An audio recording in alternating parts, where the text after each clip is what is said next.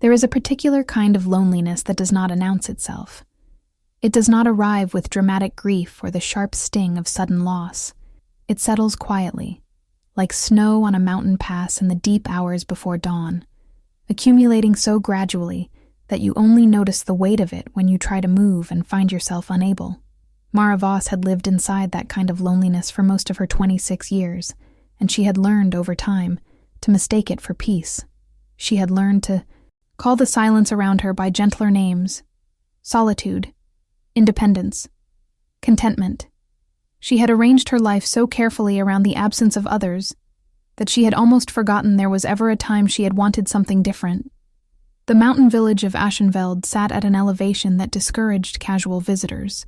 The road leading to it wound through dense spruce forest for 11 kilometers before opening onto a plateau where roughly 300 people lived according to rhythms that the modern world had largely abandoned. There were no chain stores in Aschenveld. There was a bakery run by an old woman named Hilda, who had been baking the same rye bread since before Mara was born, a general goods shop, a small school, and a tavern where the same 6 elderly men played cards every Friday evening. The people of Aschenveld were not unfriendly, but they were private in the way that mountain people tend to be, shaped by generations of winters that demanded self-reliance and made warmth something earned rather than freely given. Mara had grown up here. She had left once for university in the lowland city of Bren, where she had studied folklore and archival history with the particular intensity of someone trying to build an intellectual framework around the things her grandmother had whispered to her as a child. She had lasted 3 years in the city, before the noise and the flatness of the landscape, and the way no one ever looked at the sky, drove her back to the mountain with her unfinished thesis and a quiet certainty that she was not built for the world below. She had returned to find her grandmother 2 months from dying, the old woman's hands already translucent as parchment, her eyes still sharp and dark as a crow's. Liesel Voss had looked at her granddaughter standing in the doorway of the stone cottage and had said, as though Mara had only stepped out for an hour, rather than vanishing for 3 years, "Good. You came back in time to learn what matters." What mattered, according to Liesel Voss, was the ritual. It was always the ritual. The shrine of the Wolf King stood half a kilometer up the mountain from the village, accessible by a narrow path that wound through silver birch trees, whose bark caught moonlight and gave the walk a quality that felt, even to Mara's skeptical academic mind, genuinely sacred. The shrine itself was simple, almost severe in its plainness. A flat altar stone, roughly a meter wide, worn smooth by centuries of hands and weather, set into a natural alcove formed by 2 massive boulders that had tumbled together in some ancient geological event. At the back of the alcove, carved directly into the rock face, was a wolf's head rendered in a style that predated anything in Mara's extensive knowledge of regional folk art. It was neither decorative nor crude. It was precise and strange, and carried an expression that was almost impossible to describe, something between sorrow and command, as though the wolf were simultaneously grieving something irreplaceable and daring you to look away. The legend of the Wolf King had many versions in Aschenveld. Mara had collected them all, transcribed them into neat notebooks that she kept in the archive room of the cottage, which had been her grandmother's archive room before her, and her great-grandmother's before that. The core of every version was the same. 2 centuries ago, when the hidden world of the wolf clans was fracturing under the pressure of a corrupt council that sought to consolidate power by destroying the smaller packs and enslaving their Omega members, there had been a king, not merely an alpha, not merely a pack leader, but a true king in the ancient sense, one whose authority derived not from dominance, but from something older and rarer. His name was Kale. He had been, by all accounts in the oral tradition, enormous in presence, and terrifying in power, and unexpectedly merciful in a way that confounded his enemies and inspired a devotion in his people that the council feared more than any military threat. The council had tried 3 times to kill him and failed, so they had done something worse. They had employed a ritual magic older than the pack system itself, a working that required the sacrifice of 7 Omega wolves and the cooperation of 7 traitorous alphas from within Kale's own inner circle. The working had not killed him. Death, as Liesel had always said with a particular gravity that Mara had attributed to old age and dramatics, was too clean a fate for what they intended. They had unmade his presence from the world, unmade it without ending it, trapping him in a place between existence and dissolution, where he could neither die nor live, neither rest nor act, neither be forgotten nor be remembered with accuracy. In the village stories, this place was called the Grey, and the people of Aschenfeld had spoken of it for 2 centuries, with the particular careful respect you reserved for things that might be listening. The ritual Liesel had taught Mara was described in the oldest version of the legend as the counterworking, the only mechanism by which the trap could be undone. It required what the text called a flame of pure remembrance, not the candle itself, but the intention behind it, a heart that genuinely mourned what had been lost, without expecting anything in return. The council's working had been held in place partly by the assumption that no one would maintain genuine grief for 2 centuries. That memory would calcify into ritual, and ritual would hollow into habit until the flame became meaningless. It was, in retrospect, a gamble based on a profound misunderstanding of human nature, specifically the human capacity for love that outlasts its object. Liesel had lit the candle every full moon for 63 years. Her mother had lit it before her. The line of women who had maintained the shrine stretched back far enough that the records became fragmentary, but Mara had found entries in the oldest archive notebooks that she believed predated her known family tree by at least 4 generations, all of them describing the same ritual in the same careful language, always with the same closing note. He will come back when the time is right, and she who brings him back will need to be brave. Mara had thought about that phrase for 11 years, while kneeling at the altar stone in every season of mountain weather, her fingers cold around white candles that she bought, in bulk from the general goods shop, because she went through a great number of them.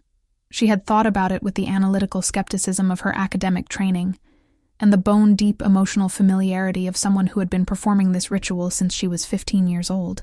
She had examined it from every angle. She had written a paper for a folklore journal that she had ultimately not submitted because it felt too close to something personal to dress up in academic language. She had argued with herself about it in the quiet of the archive room on winter nights when the wind came down off the peaks and made the cottage's stone walls creak.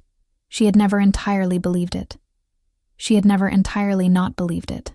And she had never, not once in 11 years, missed a full moon. Tonight was not a full moon. Tonight was the winter solstice, the longest night of the year, and Mara was at the shrine because the archive notebooks had a single entry, written in her grandmother's hand in the last year of her life, that said, "The solstice matters too, especially the solstice after 11 years. She had found it only 3 weeks ago, tucked into the back of a notebook she had thought she had already fully catalogued, written in a cramped hand that suggested Liesel had added it in some urgency, possibly knowing that she would not live to explain it in person. The night was clear and brutally cold, the kind of cold that mountain people described as having teeth. Mara was wearing her heaviest wool coat over 2 layers of fleece, her breath coming in thick clouds that dissolved in the darkness around the alcove. The silver birches on the path up had been extraordinary tonight, their white bark almost luminous against the sky full of stars. And Mara had walked slowly despite the cold, because there was something about the quality of the night that felt different in a way she could not articulate. Not dangerous, not threatening, just alert, as though the mountain were paying attention. She set the candle in the iron holder that sat permanently at the center of the altar stone, a holder that was older than anything in the archive, and that she had never been able to date accurately. She struck the match. She said the words her grandmother had taught her, the same words every time, spoken quietly, not because she believed anyone could hear them, but because some things deserved to be said aloud, even in the absence of witnesses. She said, "I remember you. I grieve what was taken. I ask for nothing except that this light reach wherever you are." She struck the match. The flame caught, and did not gutter in the wind. This was not normal. The alcove provided some shelter, but not complete shelter. And at this altitude in December there was always wind, always some movement of air that made the candle flame waver and lean and occasionally go out entirely, requiring her to relight it and cup it with her hands and wait for it to stabilize. But tonight the flame rose straight and tall and absolutely still, burning with a steadiness that was physically impossible given the air moving across the altar stone. And Mara's hand with the spent match froze halfway to her pocket as she stared at it. The flame was not white. It was gold.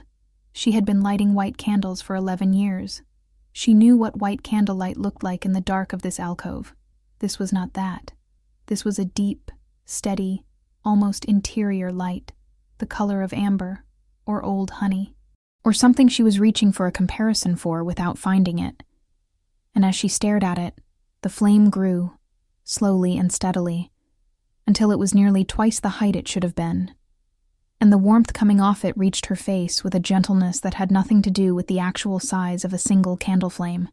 Behind her, from the direction of the forest, she heard something, not a sound exactly, more like the absence of sound in the shape of a presence. The wind that had been moving through the birch trees at the edge of the clearing simply stopped, and in the cessation of that sound, there was a quality of attention so intense that Mara felt every hair on her body rise at once. She turned around slowly. She was not sure why she turned around slowly rather than spinning an alarm. Something about the quality of what she was sensing did not feel like a threat. It felt like something enormous and old and exhausted finally arriving at a destination it had been moving toward for a very long time. He was standing at the edge of the tree line, 20 meters away, and he was the largest human being Mara had ever seen. He was not human. She understood that immediately and completely in the way you understand certain things before your rational mind has caught up to process them. The way you understand that the ice under your feet has become uncertain before you have consciously registered the change in sound or sensation.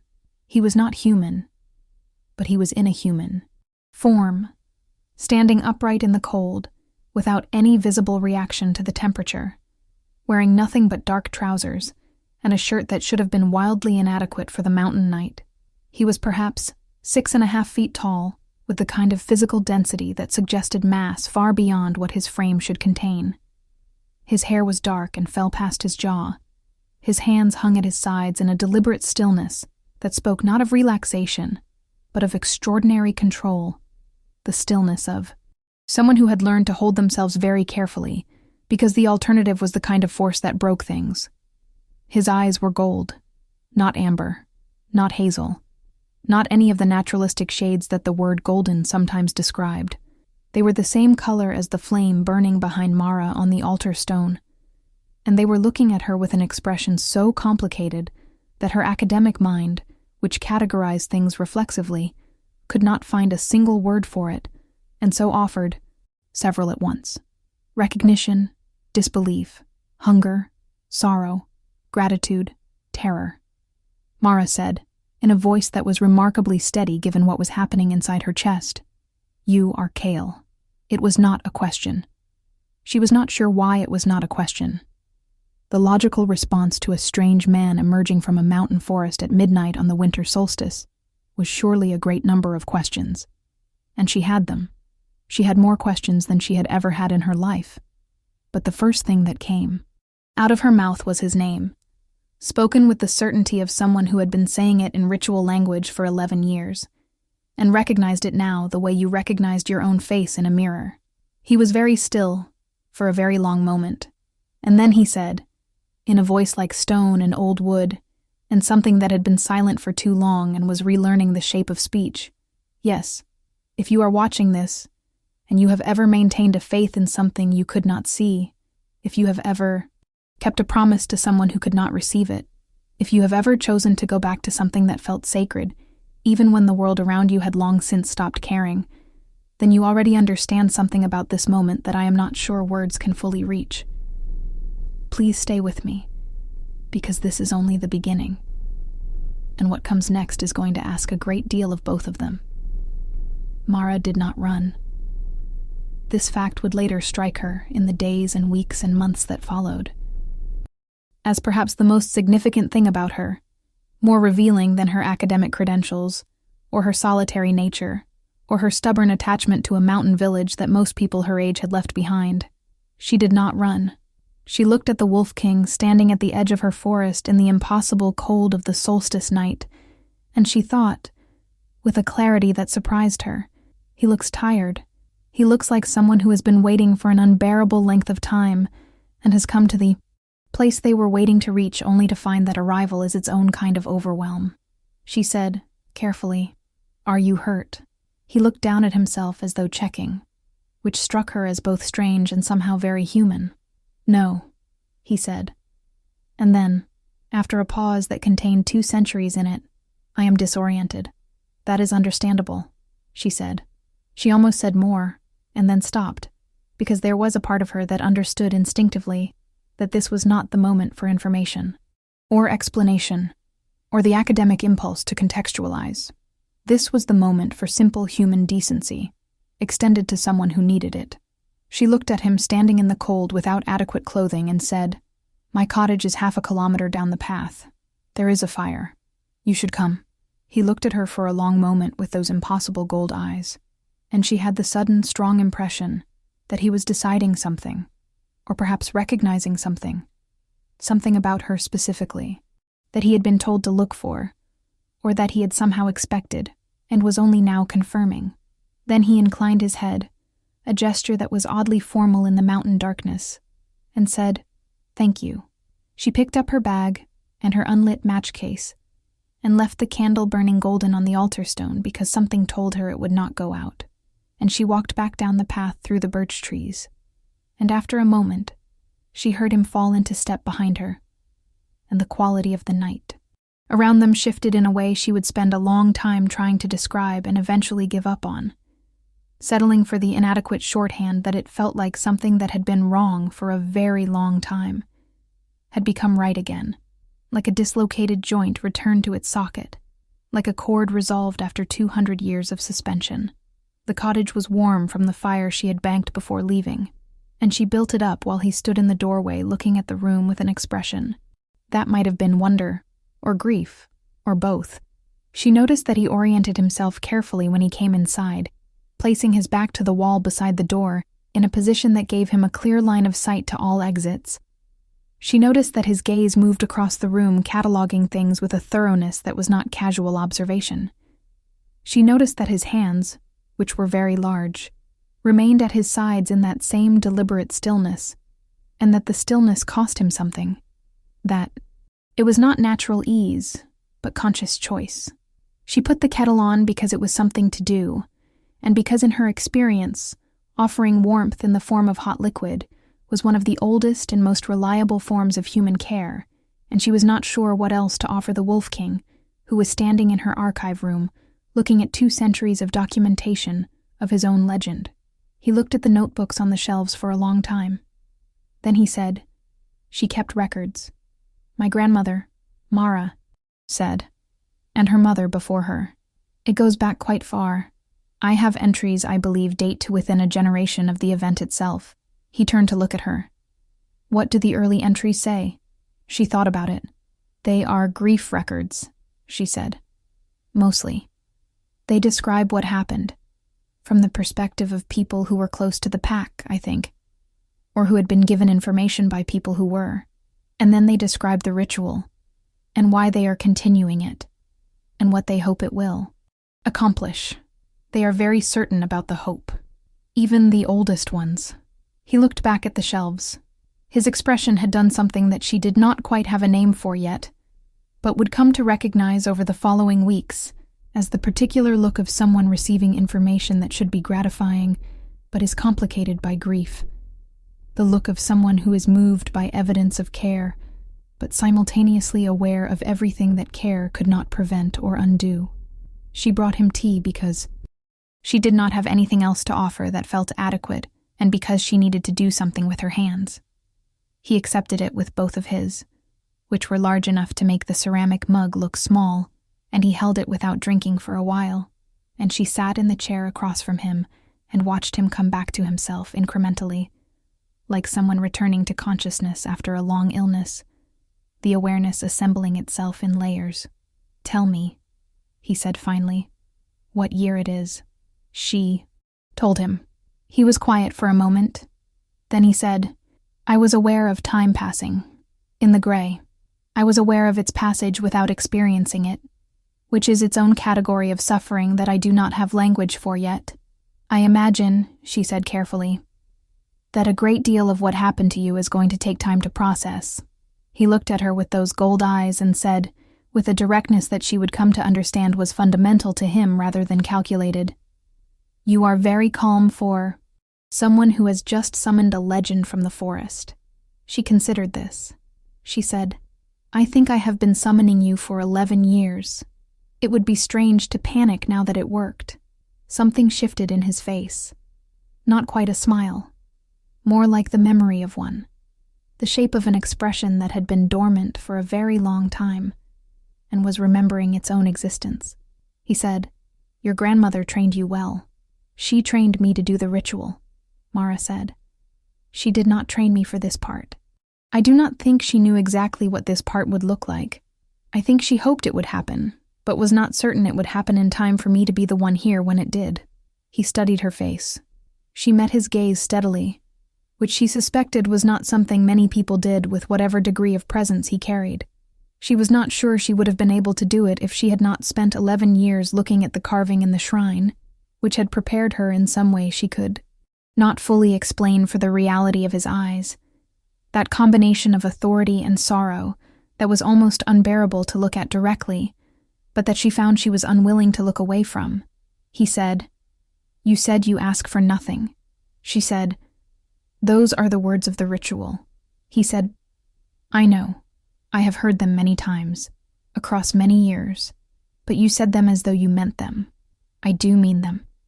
She said, "I lit the candle for the same reason my grandmother did, because what was done to you was wrong, and because someone should remember that, even if it never accomplishes anything, even if you never came back." The silence that followed this statement was the kind that has weight. He looked at her with an expression that she could now see clearly was not complicated by ambiguity, but by the collision of many genuine things at once, gratitude and grief, and something she could not name yet that lived in the space between recognition and longing. He said, "I heard every candle, every word, across 2 centuries. Mara absorbed this quietly. Then she said, "Were you alone?" "Yes," he said. She thought about that. 200 years of hearing the ritual without being able to respond to it, without being able to speak, without anyone to hear. 200 years of a voice in the dark that kept returning, kept choosing to return, without knowing if it reached anything. She said, "I am sorry. That was a long time to be alone." He said nothing, but something in his posture changed. Infinitesimal release of attention that she suspected had been continuous for so long, that he had forgotten it was tension, that he had begun to mistake the weight of it for the ordinary condition of existence. She said, "You should sleep if you can. You do not have to explain anything tonight." He looked at her as though she had said something unexpected. She was not sure what he had anticipated from whoever would bring him back. A political ally, perhaps. An instrument. Someone who would immediately begin asking questions about the council and the pack hierarchy and the 2 centuries of accumulated damage that needed to be addressed. She suspected very few people in his prior experience had simply told him to rest. He said, "There is much that needs to be addressed." "There is," she agreed, "and it will still need to be addressed tomorrow. You have been in the gray for 200 years. 8 hours of sleep will not meaningfully delay anything." He looked at her for a long moment. Then very quietly he said, "You are not what I expected." She said, "I imagine very little about tonight is what you expected." "No," he agreed. And then, slowly, like someone performing an act that required more courage than it appeared to, he let his shoulders drop. Just slightly. Just enough to be visible to someone who had been watching him carefully. It was such a small thing, and it undid her in a way that surprised her. Not dramatically, not with any external evidence, but something in her Chest made a quiet decision in that moment that would take her weeks to fully understand. She showed him the spare room, which was small and cold, but had a good mattress and extra blankets, and she left him there and went to her own room and lay in the dark, listening to the mountain wind against the stone walls. And she thought about 200 years of candles and what it meant to be heard without being able to respond. And she thought about the way he had held the tea mug with both hands, and about the quality of his stillness, and about the word alone spoken in a voice that had learned to carry it without showing it. And she did not sleep for a long time, but when she did, she dreamed of gold light in birch forests and the feeling of something ancient and right returning to its place in the world. If you are still with me, if you found this story because something in you resonates with the idea of keeping faith in something you cannot see, please hit that like button right now. Because what comes next is going to change everything they thought they understood. And I want you here for all of it. In the morning, he was already awake when she rose, standing at the window of the archive room looking out at the mountain with an expression she could not read from behind. He had found the old notebooks on the lower shelf, the ones she kept accessible rather than archived, and several of them were open on the desk, in a way that suggested he had been reading for some time. She made coffee and brought a cup to him without asking, and he accepted it with the same careful both-handed formality as the tea the night before, and she thought this was going to be one of his patterns, this way of receiving small offerings as though they were significant, and she filed it away without comment. He said, "These records are incomplete." "I know," she said. "There are gaps corresponding to what I think were dangerous periods, times when the council increased its presence in the region, and the women who kept the archive had to be careful. Some of the notebooks from those periods are very sparse. Some entries are coded." He turned to look at her. "Can you decode them?" "Some of them," she said. "I have been working on it for years. I have a linguist friend in the lowlands who helped me with the oldest script variants. It is slow work." He looked back at the window. Outside, the mountain was brilliant in morning winter light, the snow on the upper peaks catching sunlight and throwing it back with a clarity that hurt to look at directly. He said, "The council will know I am back." "How quickly?" she said. He considered. "The working that held me had watchers. Not continuous watchers, but periodic ones. Something that would register if the containment failed. They will know within days. Possibly within hours." She thought about this. She said, "Then we need to make some decisions fairly quickly about who you tell and how." He looked at her with something that might have been surprise, or the first stirring of something warmer than surprise. He said, "We," she said, "you came back to my mountain. Unless you are planning to leave immediately, which you are welcome to do. We seems appropriate." He was quiet for a moment. Then he said, "There are people I need to find. Members of my old council who were not part of the betrayal. Families who were loyal. People who kept faith in the old way." She said, "Are you certain they are still alive? 2 centuries is a long time." He said, "Wolves live longer than humans when the conditions are right. Some of them will be alive, and they will have passed things on to their children, as your family passed things on to you."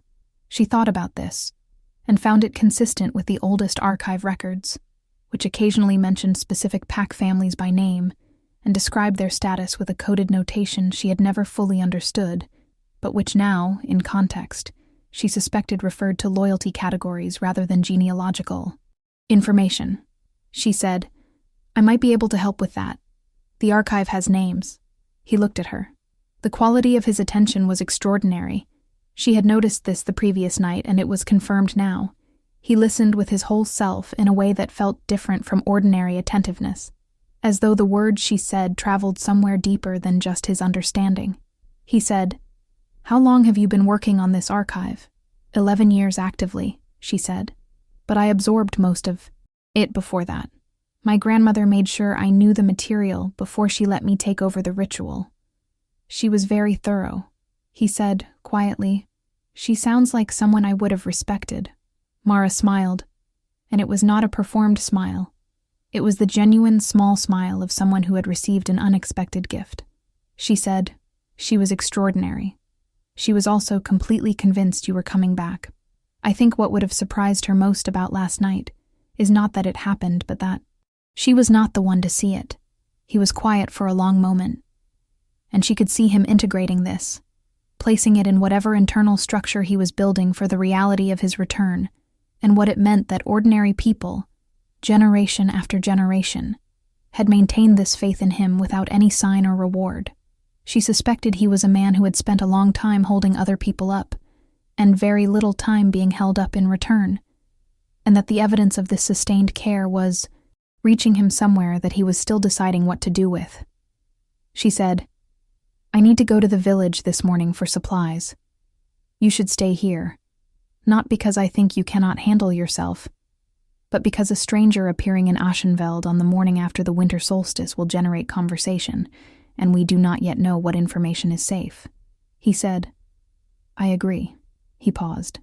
Then, "Is there anything I can do while you are gone?" She thought about it. "The archive," she said. "If you are willing. The coded entries from the late council expansion periods. Anything you can recognize from inside the records will help me understand what I'm looking at." He looked at the shelves. "Yes," he said. "I can do that." She put on her coat and left him sitting at the archive desk with a second cup of coffee and the methodical focus of someone who had been waiting 200 years to be useful again. And she walked down the mountain through the birch trees in the sharp, cold morning air, and she thought about the enormity of what had happened and the strange domesticity of the morning that followed it. And she found that these two things did not feel contradictory. She found that the enormity was somehow contained by the domesticity, that the ordinary human acts of making coffee and discussing records and going to buy groceries were not inadequate responses to a supernatural event, but precisely the right ones.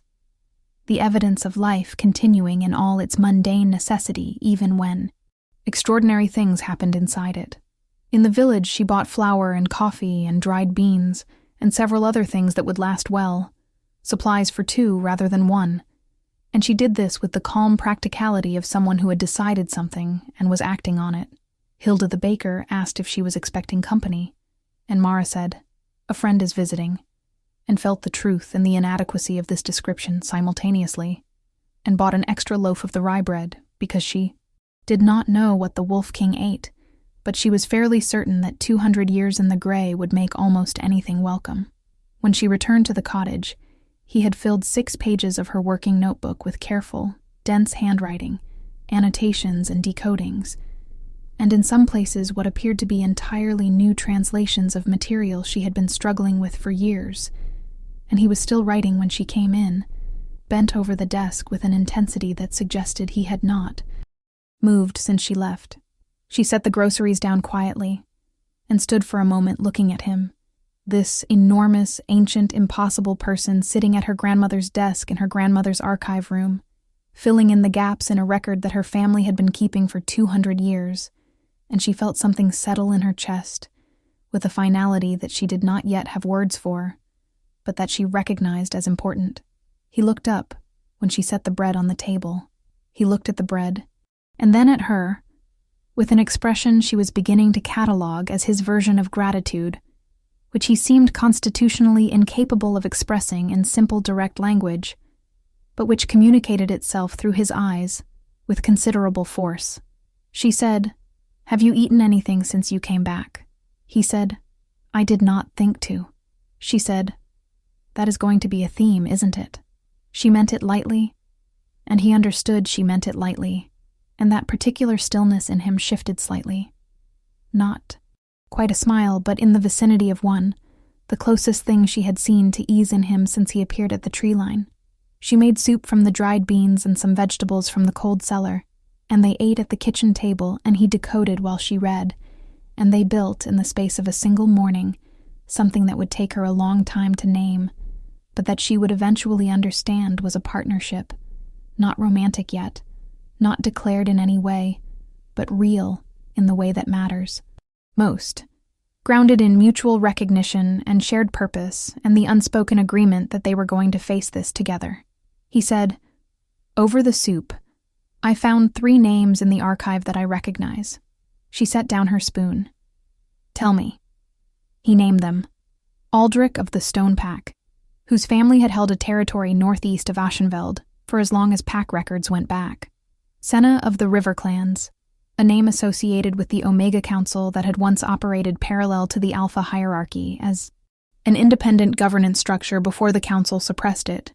And Brennan Crow, whose family name appeared repeatedly in the oldest records in connection with a specific kind of pack magic that Mara had never been able to categorize, but had always sensed was important.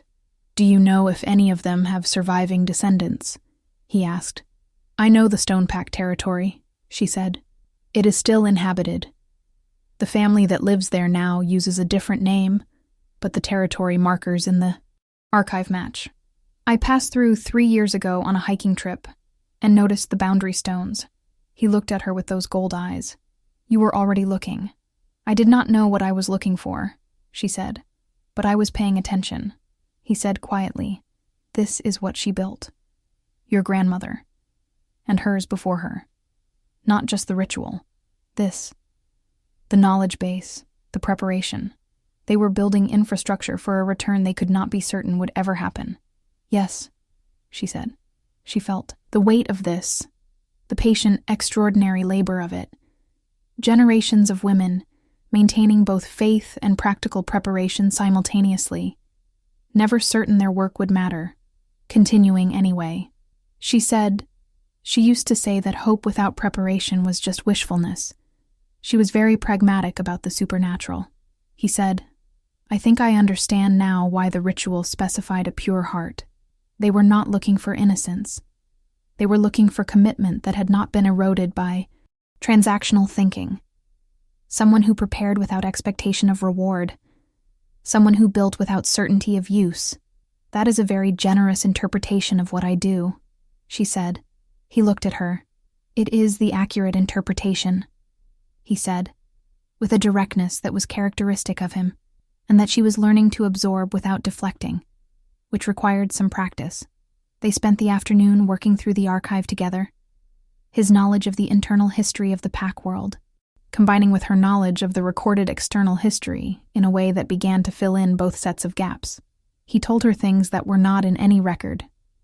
The specific mechanism of the council's working, the names of the 7 traitors from his inner circle, what had happened in the immediate aftermath of his disappearance, and how the council had capitalized on the chaos to consolidate power faster than even they had anticipated. She told him things that would have been invisible from inside the pack world, how the human folk tradition in the mountain villages had preserved information that the council had tried to erase, how the coded archive entries corresponded to periods of council enforcement action that she had cross-referenced with regional historical records of unusual disappearances and land seizures, how the persistence of the shrine ritual had been treated by 3 generations of council agents as a minor folkloric nuisance rather than a genuine threat, which she suspected was the most significant strategic error they had ever made. He listened to all of this with the same quality of complete attention, and she noticed that he asked clarifying questions that were precise and useful, that his mind moved between tactical and ethical considerations with a fluency that told her a great deal about what kind of king he had been. He did not ask only about power or strategy. He asked about people. He asked what had happened to the Omega communities in the mountain regions under 2 centuries of council rule. And when she told him, drawing from the archive records and from her own pieced-together research, his expression did something complex and controlled that she recognized as the containment of an anger so old and deep that it had become structural rather than reactive. She said, Are you all right? He said, I am angry. I know, she said. He said, I was aware of it while I was in the gray, in the way you can be aware of something without being able to fully feel it. Now I can feel it. That is going to be a recurring experience, I think, she said, coming back into full feeling after 2 centuries of suspension. He said yes. He was quiet for a moment. Then, it is also, unexpectedly, not entirely unpleasant. She looked at him. He was looking at the archive notebooks again, but something in his profile had shifted in a way she was beginning to learn to read. A subtle softening of the held tension that characterized him, visible only because she was paying close attention. She said, "Is that because some of what you are coming back to feeling is not anger?" He did not look at her. He said, "Yes." She thought about that with a careful and deliberate care, and then set it aside for later.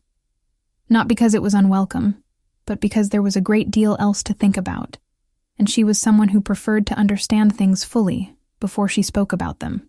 They worked until late in the evening. At some point she made dinner, something simple and warm, and they ate by the fire, and she asked him questions that were not about the archive or the council or the political situation.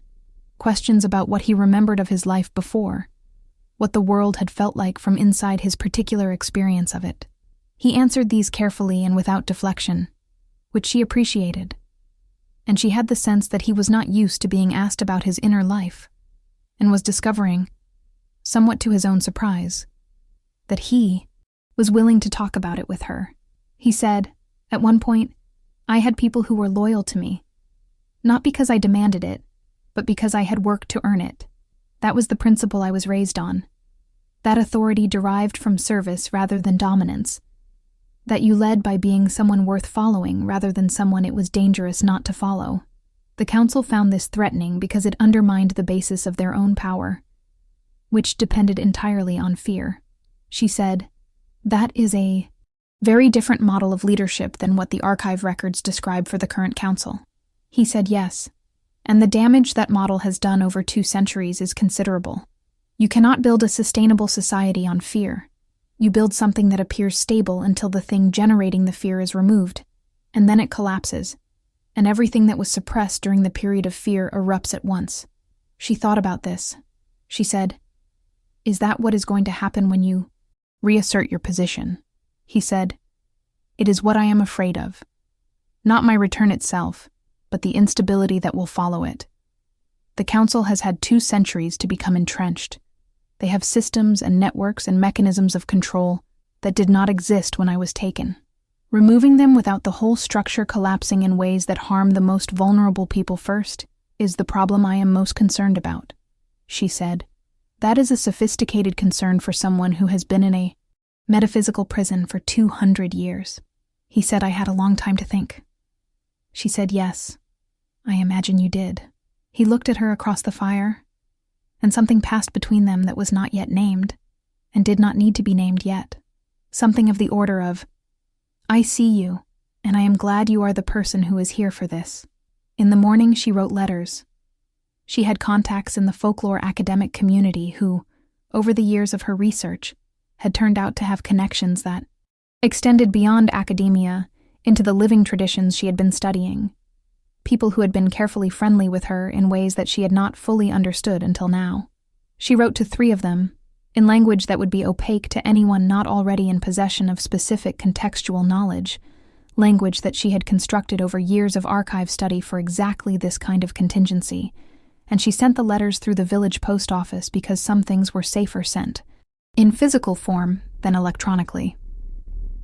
Cale watched her do this with the focused interest of someone learning a new system. He said, "Your network is more developed than I expected." She said, "I spent 11 years preparing for something I was not sure would ever happen. It seemed practical to build connections." He said, "Who taught you to think this way?" She said, "My grandmother started it, and then I finished it myself." She paused. "Also, I read a great deal of history, and history is full of examples of people who waited for the moment of action without doing any preparation for it, and then found themselves badly positioned when the moment arrived." He said, "I find I am genuinely impressed by you." She said, "You have known me for approximately 36 hours. He said, "I have been listening to you for 11 years. She stopped writing. She turned to look at him. He met her gaze with the directness that was characteristic of him, and did not look away, and she felt the weight of what he had said settle into her understanding. 11 years of the ritual, of her voice in the cold mountain dark saying words she had meant, without knowing if they reached anything, and they had reached him, all of them, and he had been listening, and now he was here. She said, "What did you think of me?" From the gray, He considered this carefully. He said, "I thought you were consistent. You came back. Every time. You said the words as though they mattered even when you could not have been certain. They did. I thought, there is someone who does not require proof to commit. And I thought, whatever has made her that way must have been both painful and very formative." She said, "My grandmother mostly, and losing her when I did." He said, "Tell me about her." So she did. She told him about Liesel Voss, who had been small and fierce and absolutely certain about things that other people found uncertain, who had made the best rye bread in Aschenfeld, and kept the most meticulous archive records, and had a way of asking questions that made you feel like the most important person in the room, even when you were a 15-year-old girl who had just arrived at her door with a complicated grief and no place to put it. She told him about the first time she had done the ritual alone, 6 months after her grandmother's death, standing at the altar stone in spring rain and saying the words out loud and feeling, for the first time, that she understood why they were said, that they were not about summoning or compelling, but about witness, about refusing to let the weight of an injustice go unacknowledged, even when no one else was watching. He listened to all of it with that quality of complete attention that she had come to recognize as particular to him, and when she finished, he said quietly, she would be glad to know what her work built. I think she knew. Mara said, I think she always knew it would work eventually. She just did not know when. He was quiet for a moment. Then he said, I'm glad it was you. She met his eyes. She said, so am I. Do not go anywhere yet, because we are just reaching the part where the outside world begins to arrive, and everything they have been building in this cottage on the mountain is about to be tested in ways neither of them could fully predict. If you are finding this story, please subscribe to this channel, because I promise you the next part is worth staying for. The first contact from the old network came 2 days after she had sent the letters, not by post, but in person, which told her that whoever had sent their representative had been watching for this moment and had resources ready for it. The person who knocked on her door was a woman of perhaps 60, with close-cropped gray hair and the careful upright posture of someone who had maintained physical readiness for a long time. And she looked at Mara and said, in the mountain dialect of the region that was distinct enough from standard speech to function as a light code in itself, I heard the solstice candle burned gold. Mara said, come in. And to Cale, who was standing very still behind her in the way he did when he had assessed a situation and determined it was not immediately threatening, but warranted monitoring. This is probably a friend.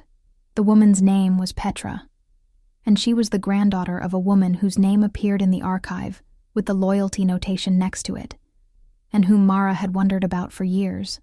Petra sat at the kitchen table with the quality of someone who had been waiting for this meeting for a very long time, and was now conducting it with focused efficiency, because she was a practical person, and the waiting was over. She looked at Cale with an expression that contained a complex mixture of relief and grief and something that might have been awe, and then she put the awe away somewhere and said, we have been preparing. Not as long as we would have liked, but we have been preparing. Cale said, tell me what you have. What they had was not as much as Mara might have hoped, and considerably more than she had feared. Petra described a network of pack families in the mountain and forest regions who had maintained enough knowledge of the old ways to be reachable, and enough resentment of the council's 2-century rule to be motivated. She described the current political situation in the pack world in terms that matched Cale's worst assessments. The council had entrenched itself behind 3 overlapping structures of control, economic dependency, information control, and a system of selective enforcement that maintained compliance through unpredictability rather than consistent rule.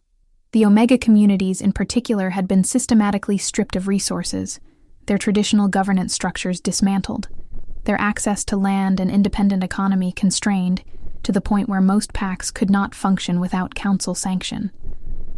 Cale listened to all of this without expression, but Mara, sitting to his left and watching him in the peripheral way she had developed over 3 days of close proximity, saw his hands close very slightly on the table and understood what that cost him to contain. He said, what is the state of knowledge about the old compact?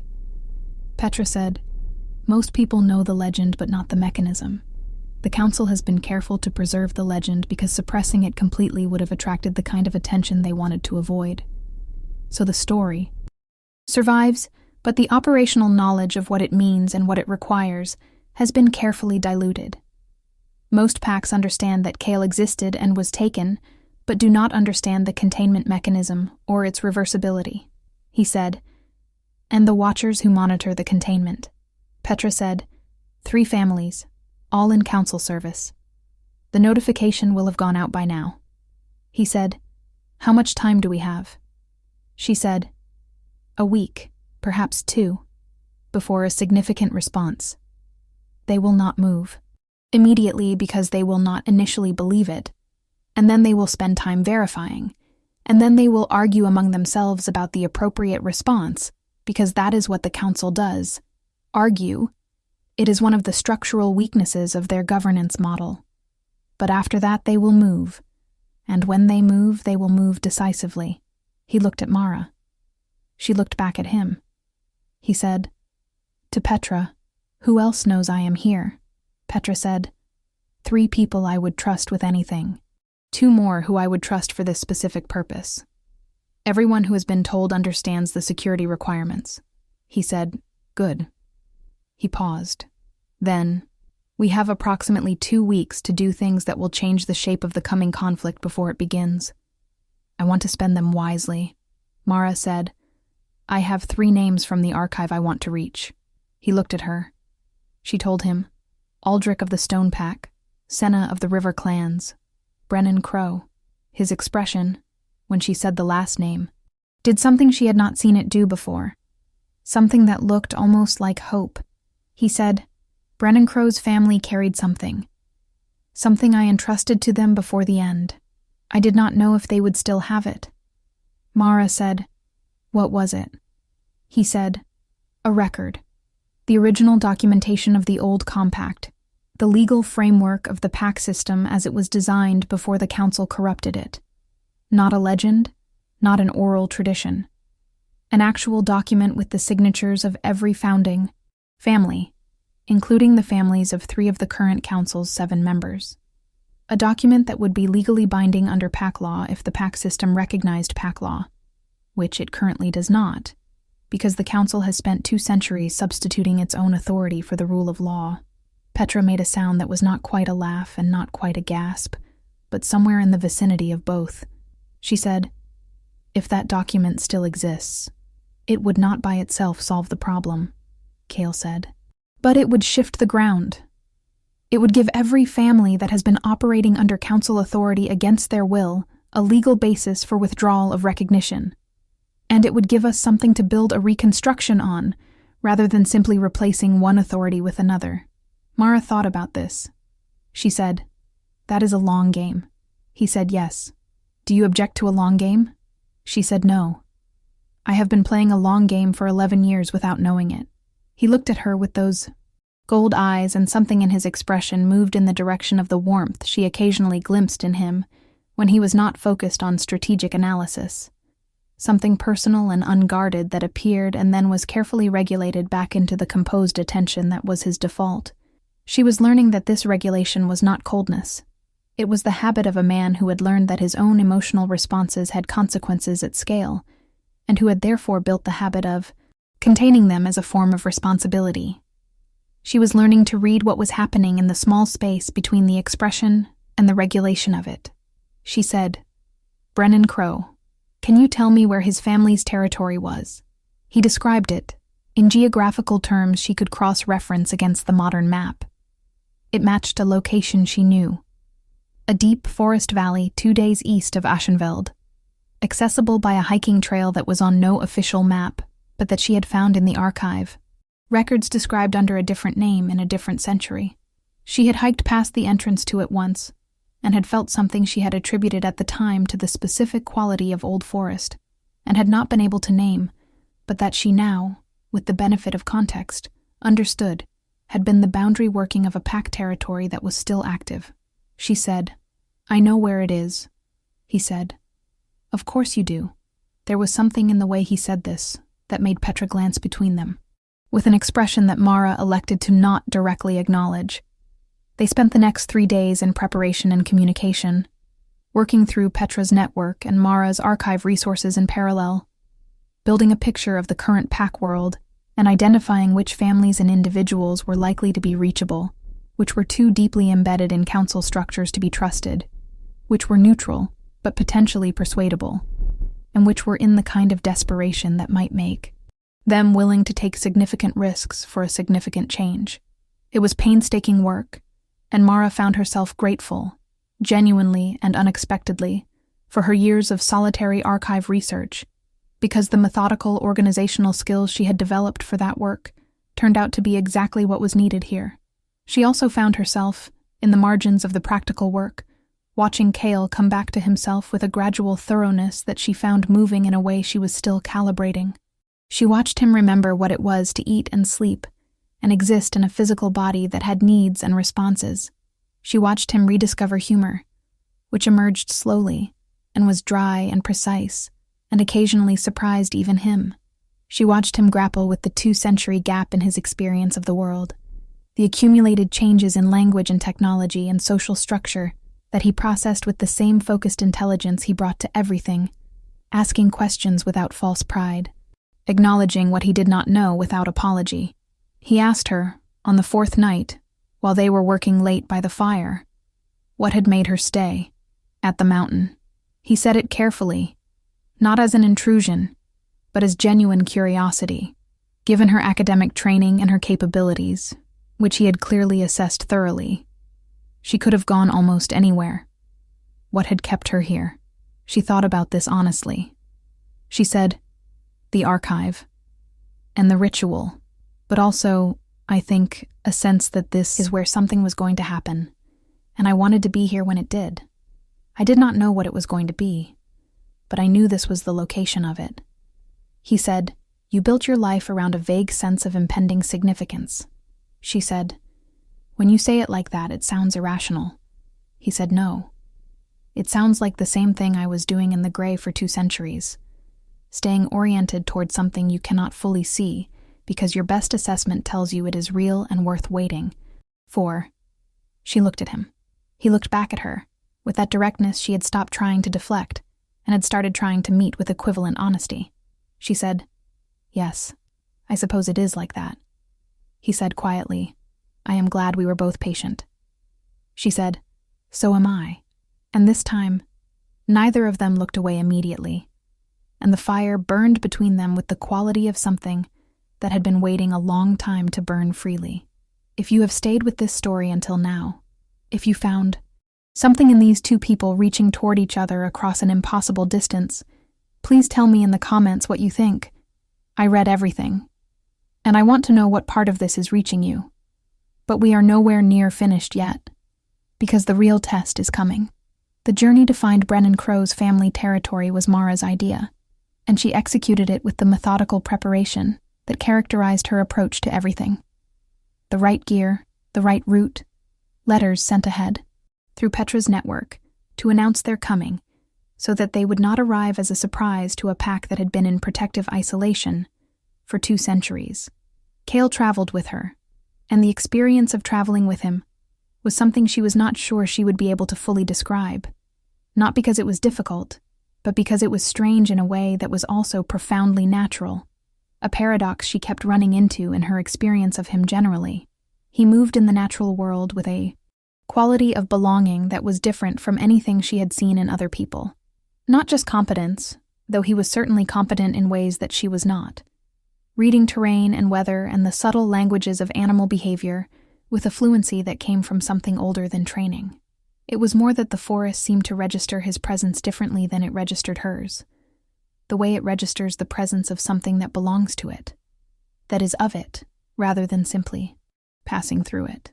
She watched birds orient toward him rather than away from him. She watched the dogs in the village they passed through on the first day approach him rather than retreat, meeting his eyes in a way dogs generally did not, as though in recognition rather than assessment. She said, on the second morning as they stopped to rest on a ridge with a view that made her chest ache with the particular beauty of high mountain winter landscape, "Do you feel the land differently than you did before the gray?" He was quiet for a while. Then he said, "I feel everything differently. Being in the gray was being in a state of complete sensory deprivation. Not the absence of sensation as humans experience it in quiet rooms, but the absence of the layer of reality that underlies sensation. The fundamental texture of existing in a physical world. Returning to it is." He paused. He said, "It is almost overwhelming." "Continuously," she said. "And you are managing." He said, "Because there is a great deal to manage it for." She looked at him. He was looking at the view, his profile against the winter sky with the mountains behind him. And she thought, here is a man who spent 2 centuries in nothing, and came back to everything and is choosing, with the same care and deliberateness he brought to everything, to be here for it, to be present for the difficulty and the beauty and the complexity of being alive, and having things that mattered. She said, "For what it is worth, I think you are doing remarkably well." He said, without looking at her, "It is worth a great deal." She looked at the view, and thought about what she was feeling with the careful, analytical attention she brought to complicated things, and found that it was not complicated at all, that it was in fact quite simple, that the complication was only in finding the right language for something clear. She was falling in love with him, not in the dramatic, sudden way of stories that needed to happen in a single scene, but in the slow accumulating way of things that had been growing for a long time without announcement, the way roots grow, the way mountain snow accumulates, until you notice it all at once and understand that it has been happening since the beginning. She did not say this. There was too much happening to say this yet, but she held the knowledge of it carefully, like the candle in the cold mountain dark, and felt it burn steadily. The Crow family territory announced itself to her awareness a full kilometer.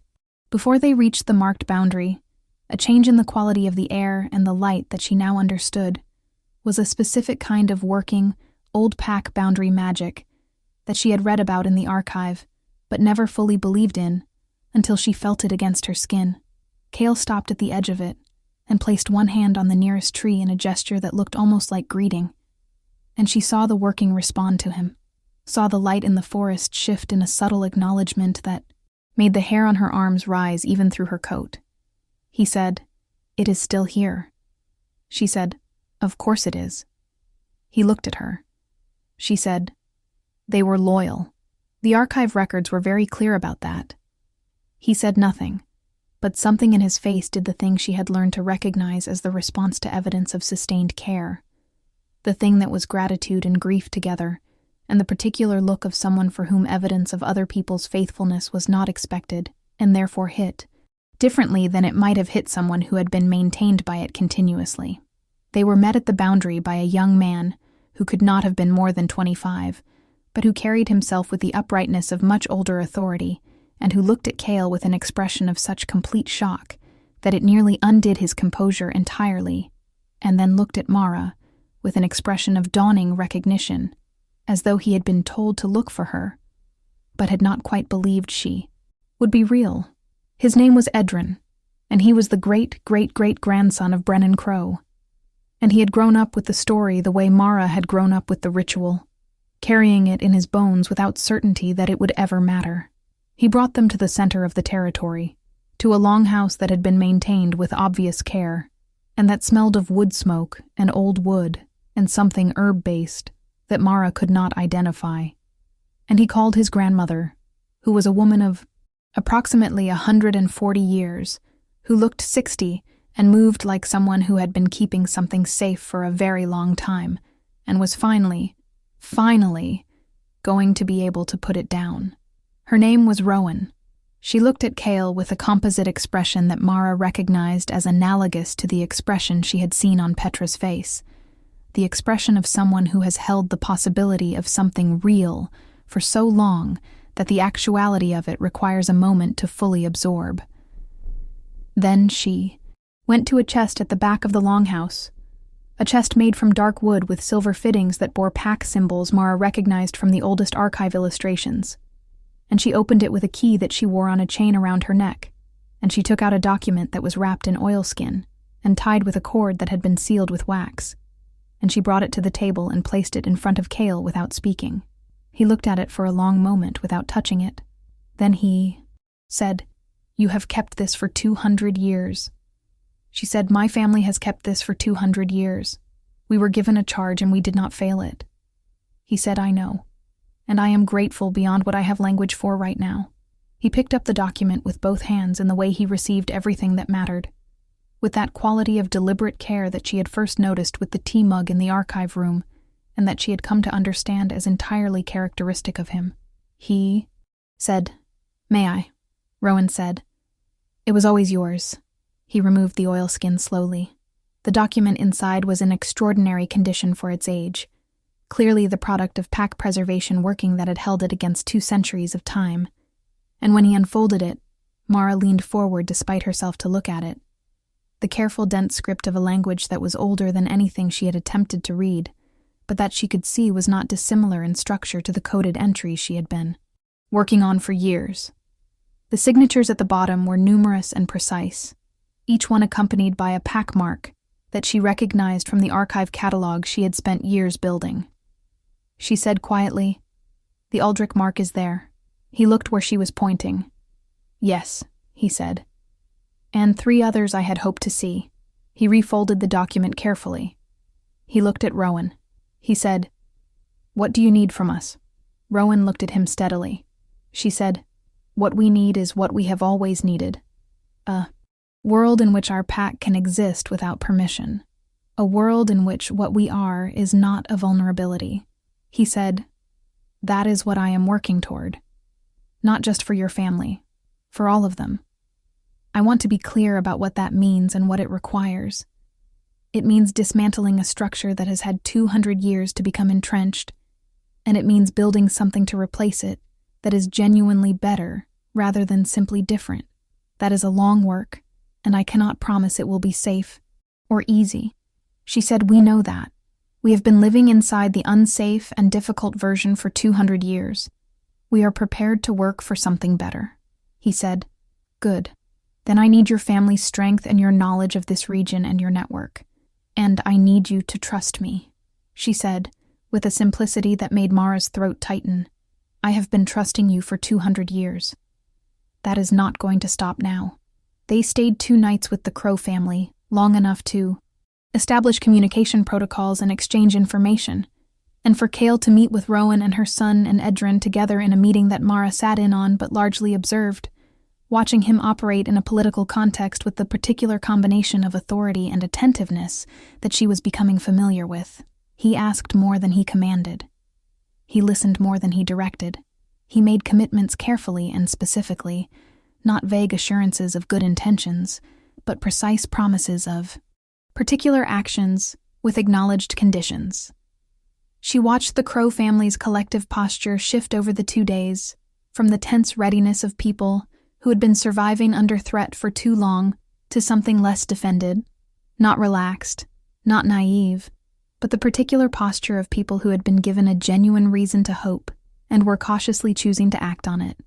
On the 2nd night, after the others had gone to sleep, she and Kale sat by the fire in the longhouse, and he was quiet for a long time, and she let the quiet be without filling it, and eventually he said, "This is more than I had allowed myself to hope for." She said, "What is?" He said, "That there would be people ready, that they would have maintained not just the memory, but the infrastructure, that the work of rebuilding would not start from nothing." She said, "You thought you might come back to nothing." He said, "I thought I might come back to legend, to a story that had survived but not the substance of what the story was about. I did not think there would be this." She said, "There are generations of people who believed you were worth waiting for. That is the substance." He looked at her across the fire, and this time the warmth in his expression was not regulated away. It remained, steady and direct. And he said, "There is one person in particular I am finding it difficult to be appropriately measured about."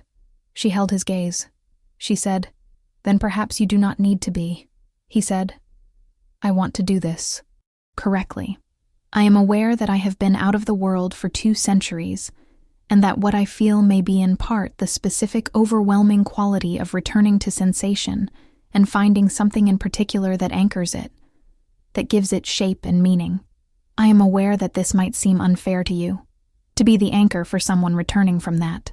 She said, I have been anchoring you for 11 years, without knowing I was doing it.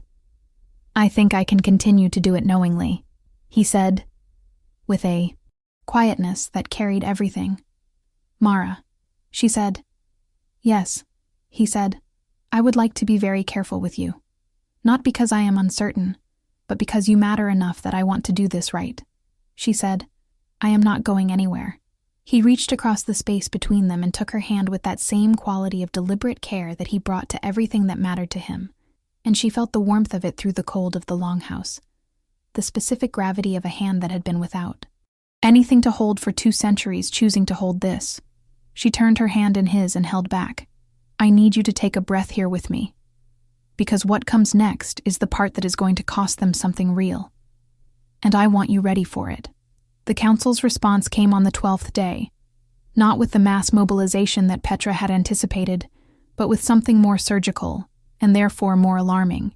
3 agents, arriving separately in Aschenfeld, asking questions in the village, with the careful indirection of people who were skilled at extracting information from people who were not aware they were being extracted from. Mara learned about this from Hilda the baker, who had not known what she was hearing, but had recorded it with the unconscious accuracy of someone who had spent a lifetime paying attention to things that did not quite fit the expected pattern, which was one of the survival adaptations of mountain people that Mara had always relied on. She told Kale and Petra in the cottage that night, and the quality of the meeting shifted in a way she had seen it shift twice before now, and recognized as the shift from preparation mode to action mode, the change that occurred when the timeline became concrete. He said, They are assessing. They sent scouts rather than force, because they are not certain of the situation yet. They want to know what they are dealing with before they commit. Petra said, which means we have a narrow window to define what they are, dealing with on our terms rather than theirs. He said yes. He looked at Mara. The Aldrich meeting. Can we move it up? She said, I sent the letter 3 days ago. I can send another. He said, do it. And Senna of the River Clans. If there is any way to reach them. She said, I have a contact. I have not used it yet because I was not certain of the timing. She paused. She said, there is something I should tell you about Senna's line. The archive records describe something that I have not found in any other source, and that I have always suspected was suppressed specifically because of what it implied. He said, tell me. She said, the River Clan Omegas, the original ones, before the Council's suppression campaigns, practiced a specific form of the old magic that the archive calls the speaking working. I have never been able to fully decode the entries about it. But the basic description is a form of amplification, the ability to make one voice reach many without distortion or dilution, to carry truth across distance in a way that could not be interfered with or blocked. He was very still. He said, I did not know this had been documented. She said, it is in the oldest notebooks, in the coding that I spent years on. It is described as the thing the Council feared most, more than any military capacity, more than any political network, because you cannot maintain a system based on controlled information in the face of a working that makes uncontrolled information transmission possible, Petra said. And you think Senna's family still carries this? Mara said, I think if it was suppressed rather than destroyed, it was suppressed because it could not be destroyed. The working is described as inherent rather than learned. It was in the bloodline. The Council could take away their ability to practice openly, but they could not take away the capacity. Kale said, quietly, that changes the shape of the next stage considerably. She said, yes. That is why I wanted to be certain. Before I told you, it is the kind of information that changes your approach to what you are building, and I wanted the building to have already started before it was added, so that it would be incorporated rather than depended on.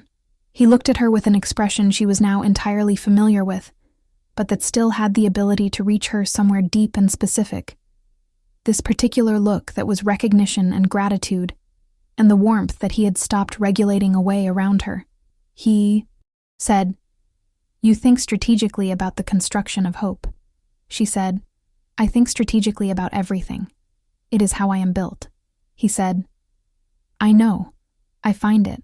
He stopped. He said, I find it one of the many things about you that I am going to spend a significant amount of time being grateful for. Petra, diplomatically, found something to do in the archive room. The meeting with Aldrich of the Stone Pack happened in a valley between their territories, neutral ground established by pack custom that was older than the current council's existence, and that therefore carried a legitimacy the council could not legally contest. Aldrich himself was a man of perhaps 120 years, who moved with the specific deliberateness of someone who had learned to be careful a long time ago, and had not yet learned it was safe to relax. And he looked at Cale with an expression that combined relief with a grief that had clearly been waiting a long time to surface. He said, I was beginning to think I would not live to see this. Cale said, I am sorry it took so long. Aldrich said, It is not your failure. He looked at Mara. He said, You are the keeper's granddaughter. She said yes. He said she was right about you. She said she told you about me. He said, She sent a letter, 15 years ago. He reached into his coat and produced a letter that was worn at the folds, clearly read many times, and held it for a moment before replacing it. She described you and said, When she comes for this, help her. He looked at Mara steadily. I have been helping from the outside since I received that letter. The network that Petra uses. Some of it is mine. Mara absorbed this. She thought about her grandmother, writing letters 15 years ago, leaving notes in archive notebooks, building an infrastructure of preparation for a granddaughter she would not live to see complete the work, trusting that the work would be completed. She thought about the particular kind of love that does not require witnessing its own results, because it is certain enough of them to act without that assurance. She said, I wish she could be here. Aldrich said, She is, in the way that matters. He looked at Cale. What do you need? What Cale needed from Aldrich was territory access and the legitimacy of his family's signature on any coalition documents they produced, the Aldrich name being one of the founding pack names on the document that Rowan Crow had kept safe for 2 centuries.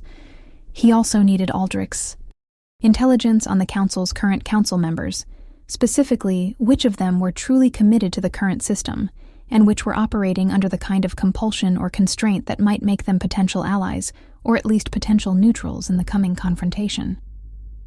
Aldrich's assessment was nuanced and detailed, and told Mara a great deal about the quality of his intelligence operation over the decades. 3 of the 7 council members were operating under genuine coercion, their families or packs held as effective hostages against their compliance. 2 were true believers in the current system.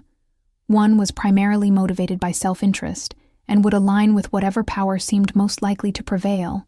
And 1 was a wild card whose motivations Aldrich described as genuinely unclear, but whose behavior he had observed to be consistently self-contradictory in ways that suggested internal conflict. Cale listened to all of this and said, The 3 under coercion are not enemies. Aldrich said, No, but they are also not capable of being open allies as long as their families are at risk. He said, Addressing that risk is therefore a prerequisite for any action that requires their support. Aldrich said, Yes. He paused. He said, You have thought about this as though you have been running political simulations in isolation for 200 years. Cale said, Something like that. Aldrich looked at him steadily. He said, I need to ask you something directly. The world has changed.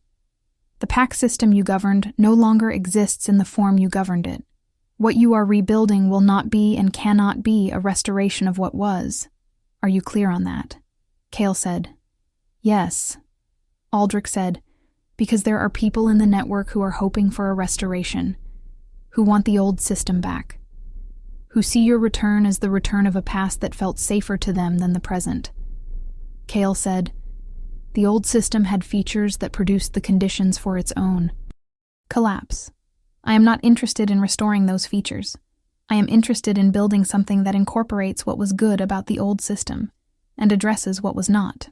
Aldrich said, Some people will not be satisfied by that. Cale said, I know.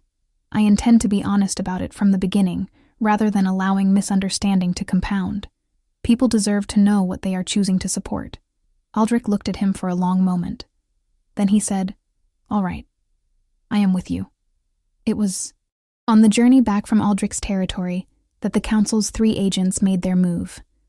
Not a direct confrontation. Something more careful than that.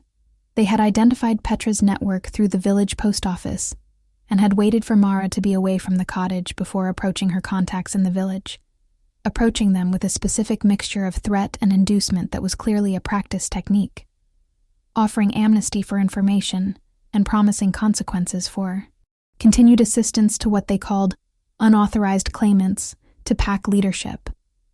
2 of her contacts had held. One had not held entirely, sharing enough to confirm that Mara and a companion had left the mountain heading east, but not enough to identify their destination or the full scope of what she was building.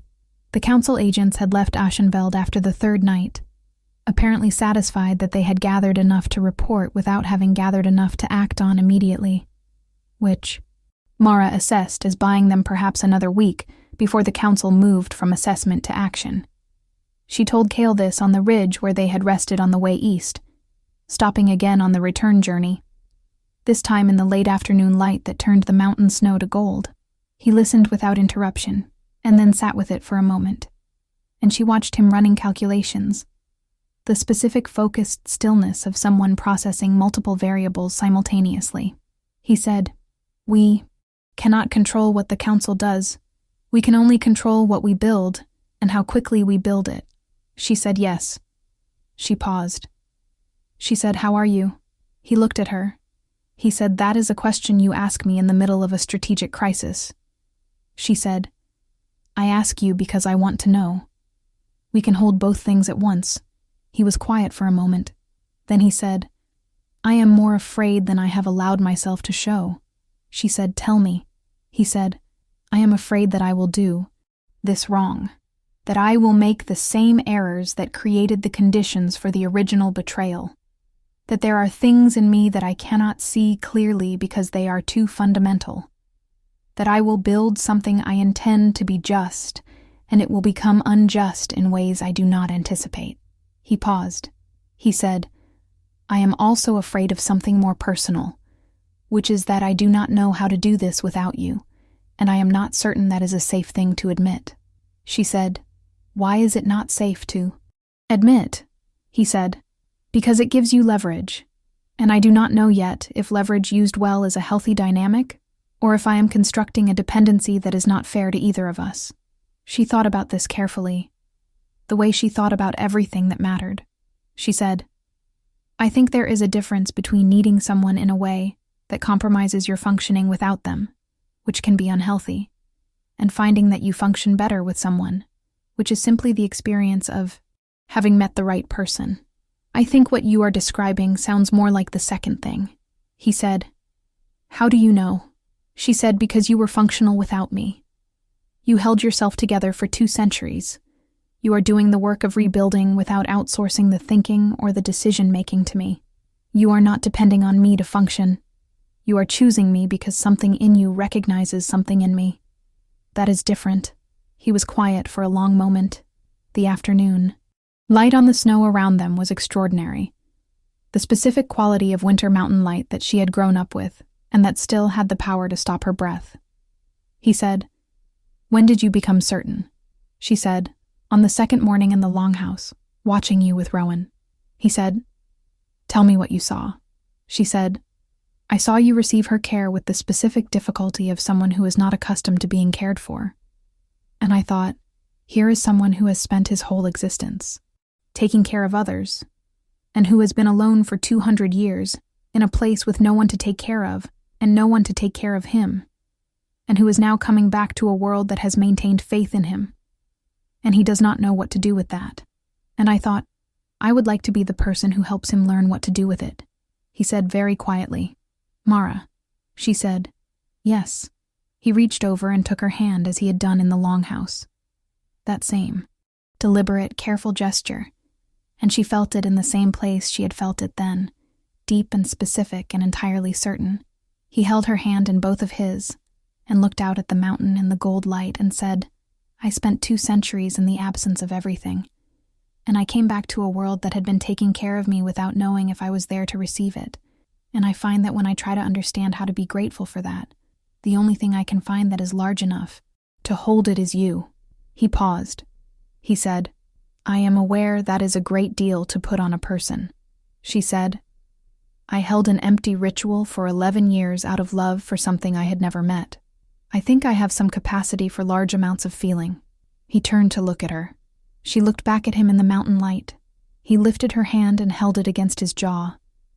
An unexpectedly gentle gesture for the scale of him, and she felt the warmth of it, and the slight roughness of stubble, and the specific aliveness of someone who had come back from the gray and was choosing to be completely present in the body that had returned. She said, "We should get back." He said yes. And then, still holding her hand, "I am going to get this right." She knew he meant the broader work. She also knew he meant this. She said, "I know. I am going to help you. I need everyone watching this to take a breath and get ready for the final act. Because everything they have been building is about to be tested, and the way it gets tested is going to ask more of them than either of them anticipated." The council's action came on the 16th day, not the week Petra had estimated, but sooner, which told Mara something important about how seriously they were taking the situation, which was more seriously than she had hoped. They sent not 3 agents, but 7, a number that had symbolic resonance she was fairly certain was deliberate. And they did not go to Ashenveld. They went to Rowan Crow. Mara learned this through Petra's network within hours of it happening, and the message that came through was terse and specific. The council agents had arrived at the Crow territory and demanded the return of what they called stolen council property, meaning the document.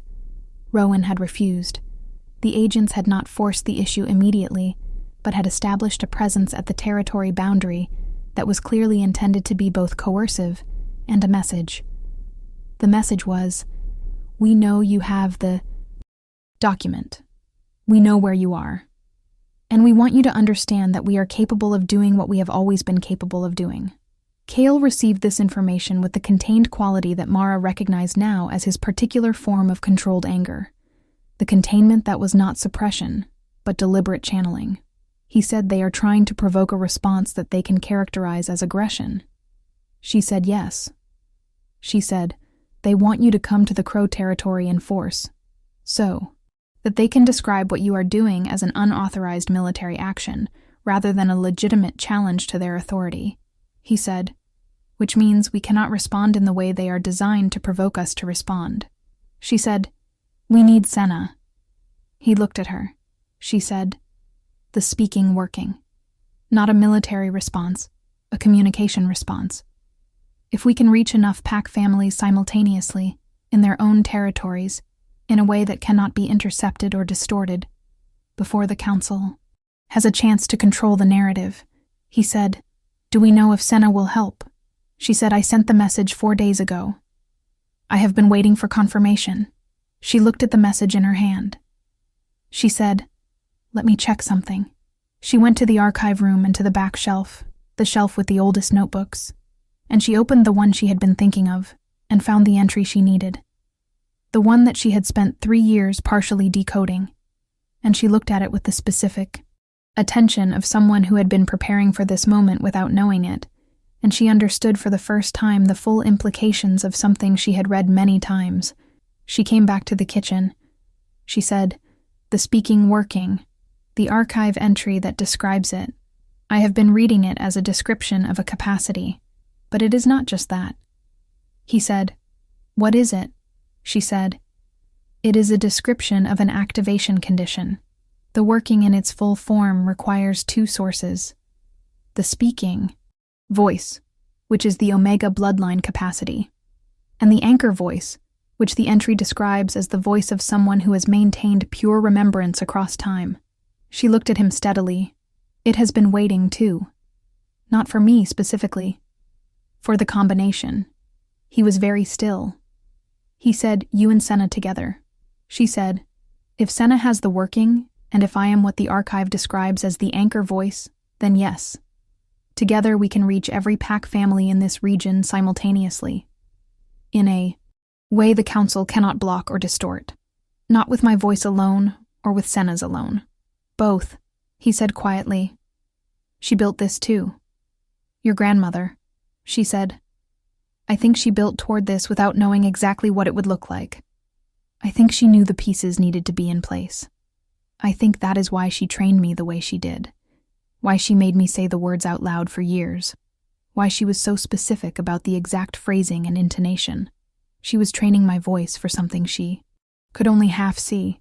He looked at her with an expression she did not have a full name for, but that contained every version of the warmth and the gratitude and the recognition she had seen in him over 3 weeks, and also something newer, something that was specifically about her and not about the situation, something personal in the deepest sense of that word.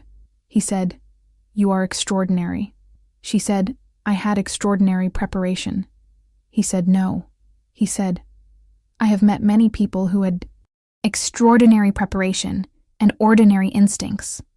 You have extraordinary instincts. The preparation only had something to work with because of what you already were." She held this. She said, "Cale." He said, "Yes."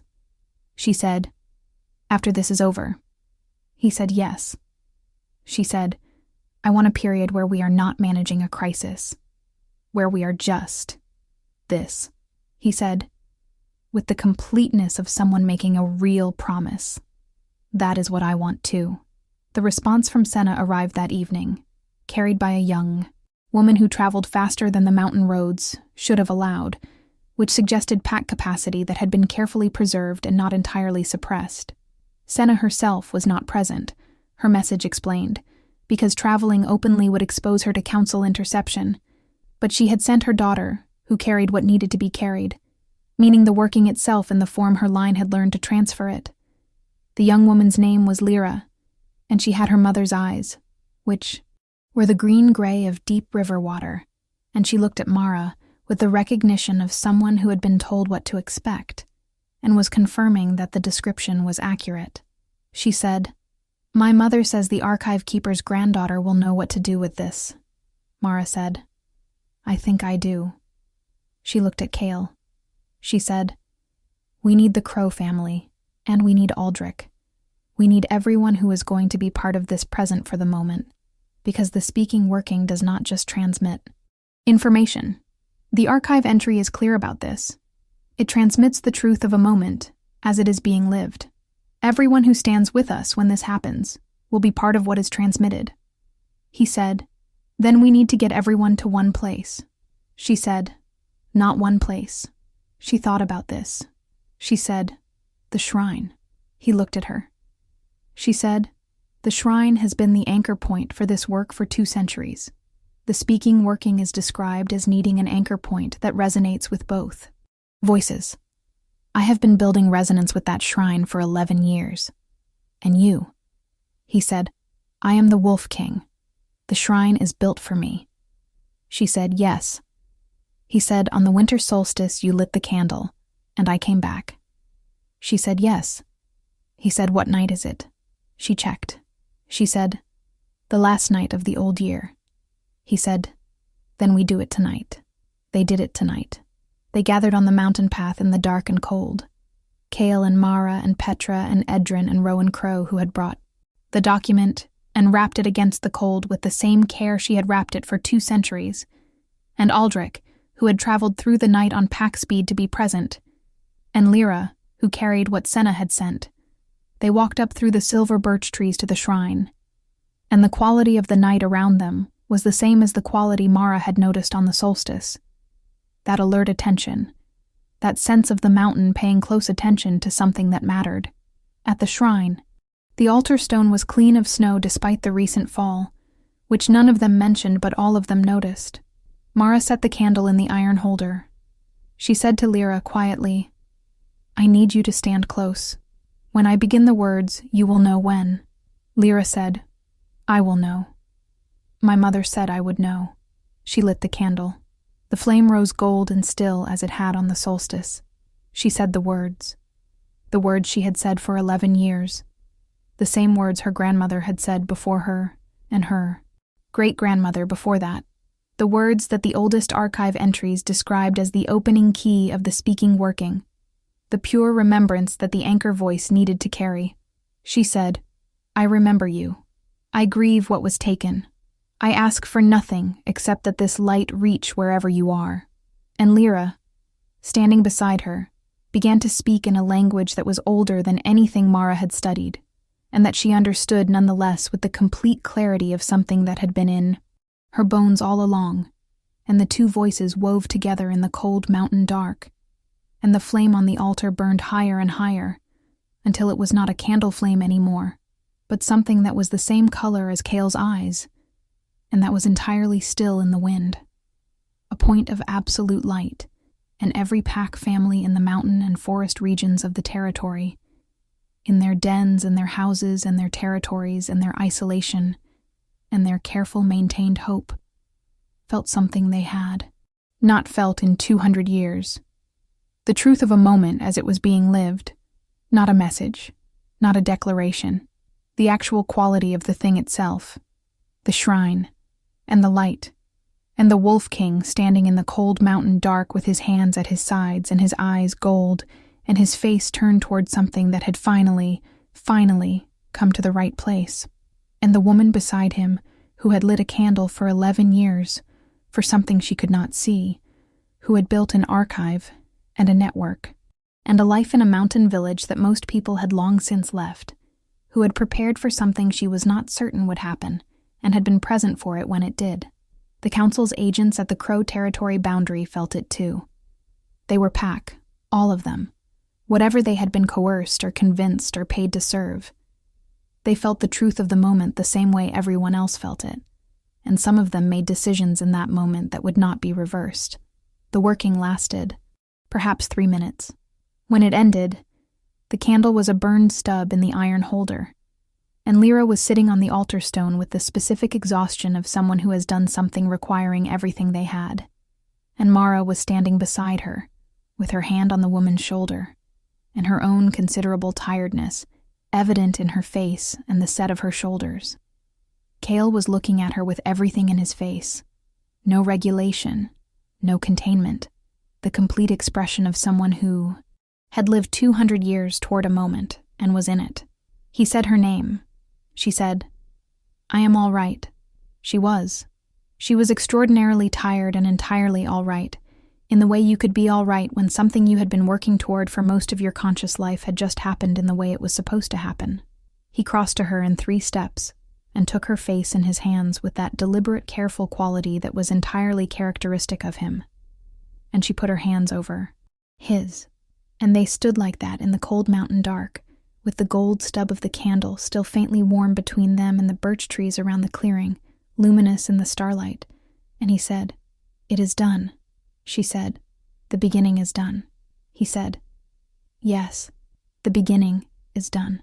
He kissed her then, slowly and with great care, and with the quality of someone doing something for the first time after a very long wait, which he was, in the specific sense that mattered. And she kissed him back with the quality of someone who had maintained faith in something she could not see for 11 years and was finally receiving its reality in full. And around them, the mountain was very quiet and very cold and entirely present. Petra, behind them, was pointedly examining the wolf carving in the rock face. Aldrich was looking at the sky. Rowan Crow was smiling with the specific, satisfied quality of someone who had kept a thing safe for a very long time and was very glad it had turned out to be worth keeping. The council did not fall in a day. This needs to be said clearly, because the truth of redemption and justice is that they do not arrive all at once, but in the patient accumulation of sustained effort. The same way a candle flame accumulates warmth in a cold space, slowly and then undeniably. The response to the speaking working was not a revolution. It was something more durable than a revolution. It was a withdrawal of consent. Pack by pack, family by family, across the mountain and forest territories, people who had been complying with council authority under conditions of coercion or ignorance or resignation chose to stop complying. Not violently, not in the dramatic manner of stories that needed to happen in a single scene, but with the quiet, irresistible weight of many people making the same decision at once. The 3 council members operating under coercion were reached through intermediaries within a week of the speaking working. Their families were in territories where Aldrich's network had reach, and the combination of communication and logistical support that Cale provided allowed them to secure their people against the leverage the council had been using. 2 of the 3 moved to open neutrality immediately. The 3rd took longer, and the reasons for that delay were complicated and required more patience than anyone preferred. But patience was something Cale had in considerable supply. The council's true believers fought. Of course they did. The entrenched rarely give up power without resistance, and the resistance was genuine and in some cases ugly. There were 3 months of difficult maneuvering, during which Mara barely slept, and Cale was gone for stretches of days that she used productively, but that she also missed him through, continuously and specifically, in the way you miss someone when you had gotten accustomed to their presence and understood what it meant and did not want to be without it.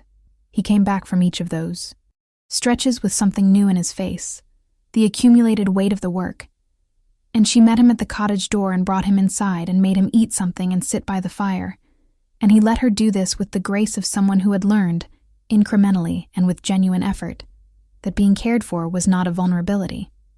The self-interested council member aligned with them after the 2nd month, when it became apparent that the power calculus had shifted irrevocably. The wild card took until the end, when the document from Rowan Crow was formally presented at a coalition gathering that had representatives from 87 pack families, and the legal framework it established was so unambiguous that even the last holdouts understood that the ground had changed beneath their feet. The Omega Council structure was formally restored before the end of the 3rd month, with Senna of the River clans as its first recognized head, and the speaking working became part of the restored council's communication infrastructure in a way that the old council had spent 2 centuries trying to prevent. The work of rebuilding what had been damaged was longer and harder than any of the initial work, as it always was, as Cale had known it would be, and had said so from the beginning. The systems of economic dependency that the council had built were deeply embedded and could not be dismantled quickly without causing harm to the people they had been designed to make helpless. The information distortions of 2 centuries took years to fully identify and address. The individual and community traumas of generational oppression were not healed by a political change, however significant, but by the slower and more difficult work of sustained support and genuine accountability. Cale worked at this with the same patient intelligence he had brought to everything since his return. And Mara worked beside him, and they built something together that was different from anything that had existed before it. Not a restoration of the old system, and not a wholesale new system, but something that incorporated the genuine wisdom of the old compact, with a structural honesty about its failures, a thing that could be argued with and revised, and that had mechanisms for its own accountability built into it from the beginning. He was not a perfect leader. He made mistakes, which he acknowledged directly, and with the specific difficulty of someone who had high standards for himself and needed to learn that acknowledging error was not the same as failing. He was sometimes too patient with people who required a firmer response, and sometimes too quick to contain his own emotional responses in ways that required Mara to gently point out that the containment was causing problems rather than preventing them.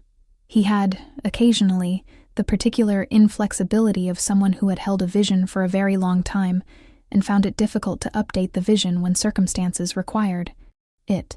She told him these things.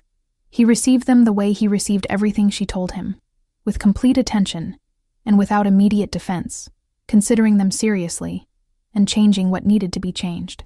He said once that she was the only person who could tell him difficult things without him wanting to argue, and she said that was because she told him difficult things with her whole face showing that she was in his corner.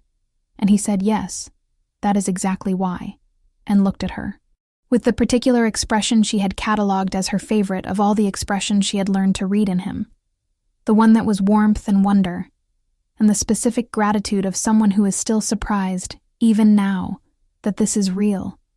1 year after the solstice night, when the candle burned gold and he stepped out of the forest, they stood again at the shrine. The night was clear and cold, as that first night had been, and the birch trees were the same, and the wolf carving in the rock face was the same, carrying its expression of sorrow and command that she now understood differently than she had before, understanding it as the face of someone who knew what had been taken and also what would eventually be returned. She set the candle in the iron holder. He stood beside her rather than 20 meters away in the tree line, and she thought about what that distance represented, the 2-century reduction of a distance that had seemed absolute, and she felt the completeness of it in her chest in a way that was still, even now, not entirely without tears. She said the words, not because the ritual was required anymore, not because the working needed to be maintained, or the absence needed to be protested, but because some things deserved to be said even after they were no longer necessary, because the words were true, and had always been true, and would remain true. I remember you. I grieve what was taken. I ask for nothing except that this light reach wherever you are. The flame burned gold and straight and still. He put his arm around her. She leaned into the warmth of him. His extraordinary solidity, the specific sensation of being held by someone who was holding you as though you were the most important thing they had to hold. And they stood together at the shrine in the cold mountain night and looked at the flame that had been burning in this place, in various forms, for 200 years. He said quietly, "What do you ask for now?" She said, "I told you. I ask for nothing." He said, "Mara." She said yes. He said, "I want to ask you something." She turned to look at him. He was looking at her with complete directness and the specific seriousness of someone who has spent a long time understanding the weight of a thing and is now prepared to hold it with full knowledge of what they are choosing. He said, "I want to ask you to stay. Not because I need you to function, and not because the work requires it, and not because of what you are to the network, or to the archive, or to any of it." He paused.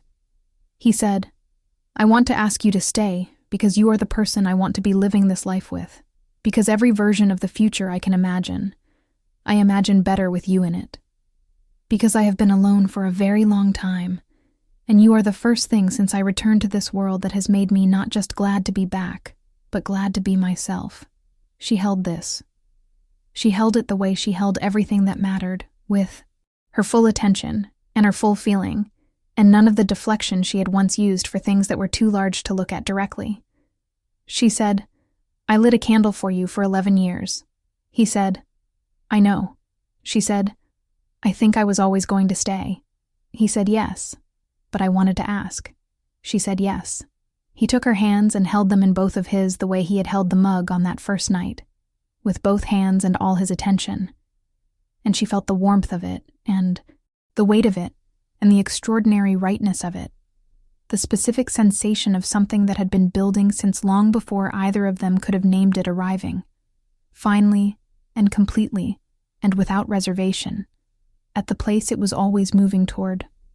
The flame on the altar burned. The mountain watched.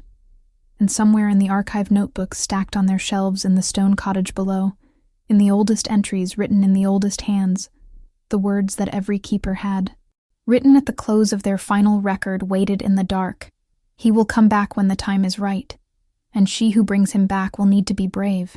She was. She had been. And it had been, against all reasonable expectation, and through the sustained labor of many generations of people who chose faith over certainty and preparation over passivity, entirely enough. If this story reached you somewhere real, if you stayed for all of it, I want to know in the comments what moment stayed with you longest. And if you are new here, please subscribe, because every story I tell is for people who understand that the most extraordinary things are built by ordinary people who simply refuse to stop showing up. Thank you for being here. Thank you for staying. And remember that the candle you light in the dark, even when you cannot know if anyone is listening, matters more than you will ever fully understand.